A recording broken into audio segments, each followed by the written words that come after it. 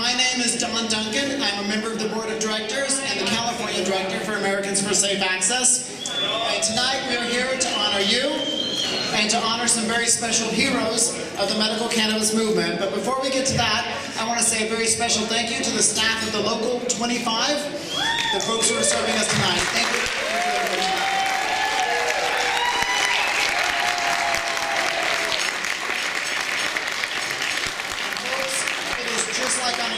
Stay out of their way. Let them do what they do.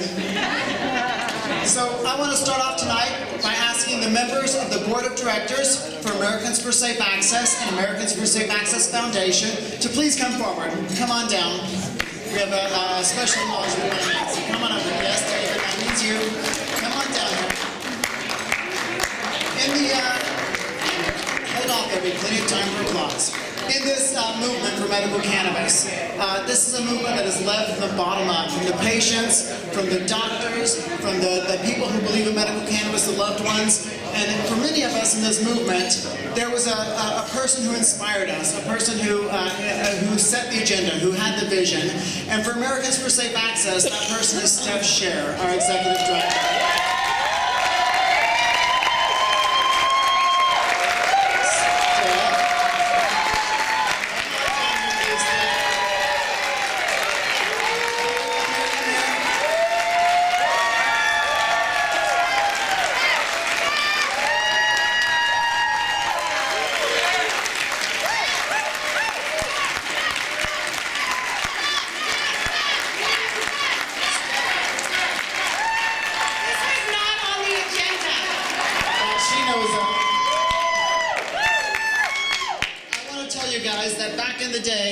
When Proposition 215 was passed, like most people in California, yes you do.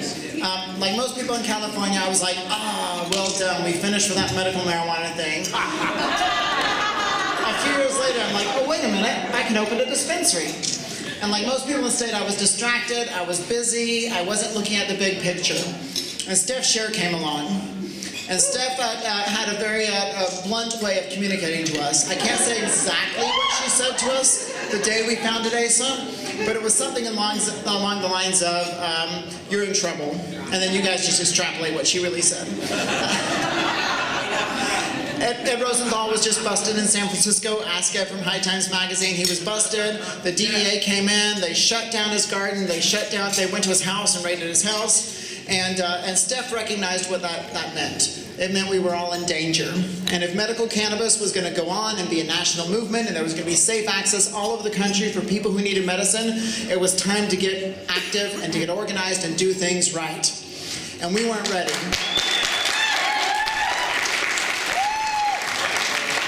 But Steph was. And so Steph Sherer came to the Bay Area and brought to us a vision, an idea of professionalism, of strategy. She asked me once, what's your campaign? I didn't know what she meant. But she knew what she meant. And she organized a campaign. Back in those days, Asa Hutchinson was the drug czar. So the headline just wrote itself, ASA versus ASA.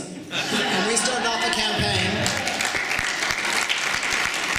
And Steph brought to this movement a whole new energy and vision and set of skills that we did not have.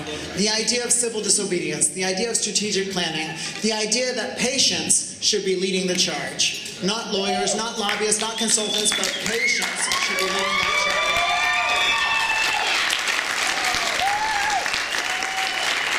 And tonight, on behalf of my colleagues on the Board of Directors of Americans for Safe Access and Americans for Safe Access Foundation, I want to acknowledge the years and years of, they're all relining up. There's a realignment happening here. Are you guys going by height? Okay. Awesome. See, they're organized. I want to acknowledge years and years of selfless, dedicated, hard work. I don't know if you guys know how little Steph Sherer sleeps, but it's not much. And so I want to tell you this. In my life, I have precious few mentors and inspirations, and Steph Sherer is the thing that keeps me going every day because she had a vision and a commitment and compassion. Thank you, Steph.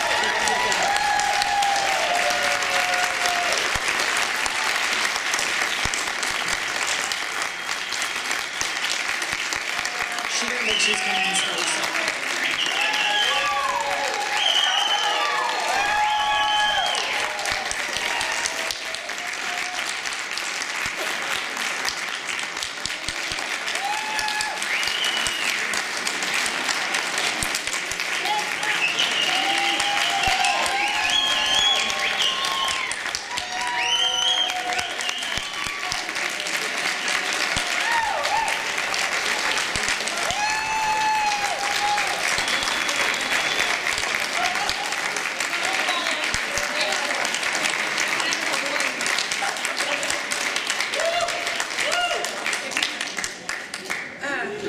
Alright, so I just want you guys to know I'm not a teary person, so this is really awkward. Shit. And I'm also not very good when things don't happen because I organize them, so. But I just want you all to know that this is really awkward.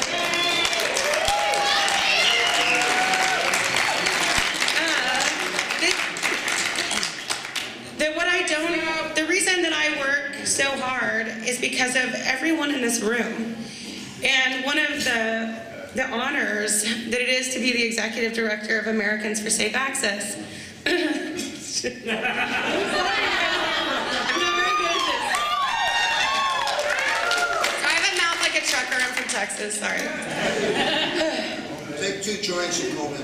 All right. So one of my biggest pleasures and just honors is that as I travel around the country and I meet you all, and you tell ASA as ASA members, this is what is in the way of me having safe access, and I take that back to an amazing staff, by the way, that I'm going to honor later today. That every person in this room has played a part in creating Americans for Safe Access, and that so many of you embraced me. I think that the best quality I have as an organizer is I'm pretty open with what I don't know, and I'm not a scientist, I'm not a doctor, I'm not a lawyer, I'm not a dispensary operator, I'm not a gorgeous woman, and gorgeous woman who fucking knows how to market shit. Bianca Barnhill's on our board, y'all.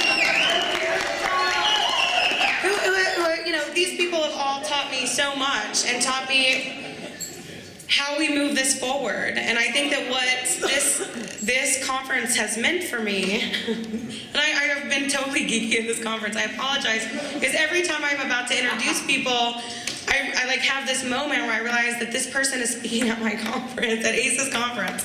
And that you all get to see what I get the honor and pleasure of seeing every day that I'm the Executive Director of this organization, which is patience that I know what it meant for you guys to come here. I know what it means to take 4 days out of your life and get a plane ticket and have someone watch your dog and water your plants and childcare. Like, I know what it means to have every single one of you here, and I'm just so honored. And this is my dream, and it's not very often that reality exceeds my expectations, but you all have exceeded my expectations, and thank you so much. So now you should eat.